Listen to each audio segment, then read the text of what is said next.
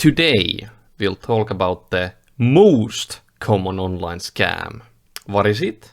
It's phishing sites. Okay, what are phishing sites? So phishing websites are basically websites that look like a legitimate website, but just want to steal your credentials. So they are basically fake websites of other websites. And you typically cannot distinguish phishing websites from the real websites just by looking at how the website looks like, because they can look pretty much identical. I think a lot of people have seen phishing sites in the past. These are very common. And this is actually what's behind like 95% of scam links. So when a scammer sends you a scam link, it's most likely going to be a phishing site behind that link.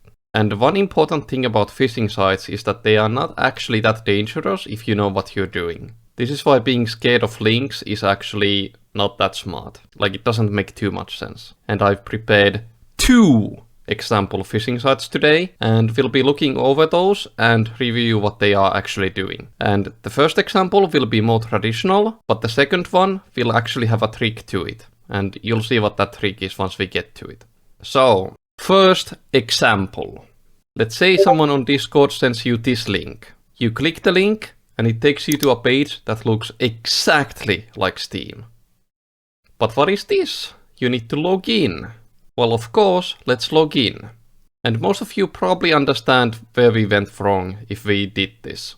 And this would be a beginner mistake on the user's part. They are new to the internet, they don't know the dangers. So they got phished. This is very basic. So what do we do about this? Should you now just refuse to use any site that requires you to log in on Steam?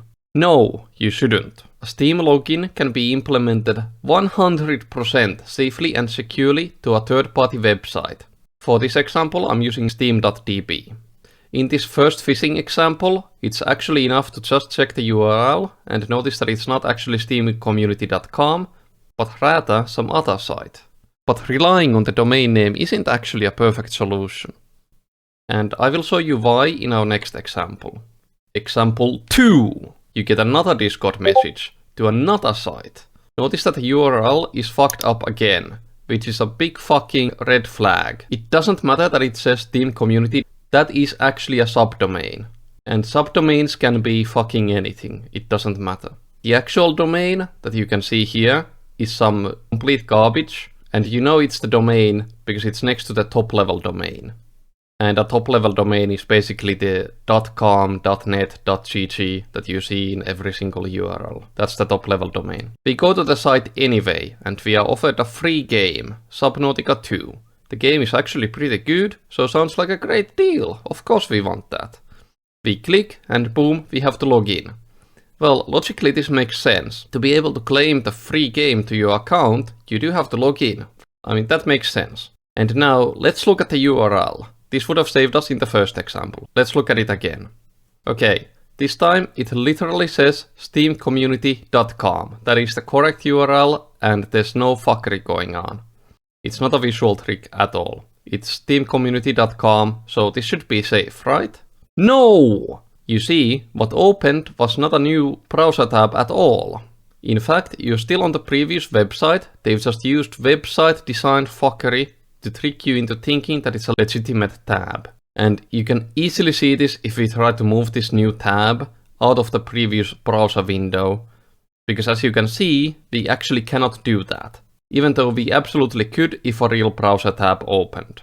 There's a lot of other details that could also tell you that this is a fake tab, but it's still relatively convincing and definitely gets some people because they've only been taught to look at the URL. That is not enough. But fear not, I have a solution for you. Actually, multiple solutions. First solution, which perfectly works in this example, but might not work everywhere. So this is specific advice for Steam. Open a new tab, go to steamcommunity.com, type it yourself, make sure you're logged in. If you're not logged in, log in. Then go back to the site that asked for you to log in. Refresh that login page. If it doesn't give you the option to sign in with a button, as in this example that you can see on your screen right now, you are being fucked with. It's not a real Steam login. Abort immediately. Do not type anything, fucking leave the site. But unfortunately, that will probably not work for all phishing URLs. In general, I think you need a high-level understanding of how URLs are actually constructed. Basically, in very simple terms, the only thing that matters in a domain is what comes before the top level domain, which is the .com, .net, .gg, whatever. This is called the second level domain, and it's the actual domain you're connecting to. When you combine the second level domain and the top level domain, you get the root domain. That is the website you are currently on. So for example, if we have this URL, only the abc123.com is important. That is the root domain. All of the other stuff, that's subdomains. And as I said, subdomains can be whatever the fuck the website owner decides. They can create subdomains freely. So in this example, steamcommunity.com, those are actually just two subdomains of the abc123.com website. And as scammers can make these URLs very long with this by making just new and new subdomains, you need to pay a lot of attention to what the actual root domain of the website you are currently on is. That's why you need to look at the last TLD that you can see in the URL on the rightmost side of the URL. And if there's any forward slashes in the URL after the scheme, those will come after the root domain. So for example, this /gift. That is a path, and that always comes after the root domain has been specified. Hopefully that makes a little bit of sense. At the end of the day, the best advice I can give you is that if a website ever asks for your credentials or for you to log in, double and triple check that you are on the correct website if you're not sure. Make sure to check for the fake tab trick as I told you. And remember, even if you don't press login to send your credentials, you've just typed your password and username on the website, but you haven't clicked login yet, that does not mean you are safe. They can implement front-end scripts on the website that actually record all of your keystrokes on that website. So never fucking type your password on a scam website. You can still lose your password even if you never send it. So before you start typing anything, make sure you are on the correct website.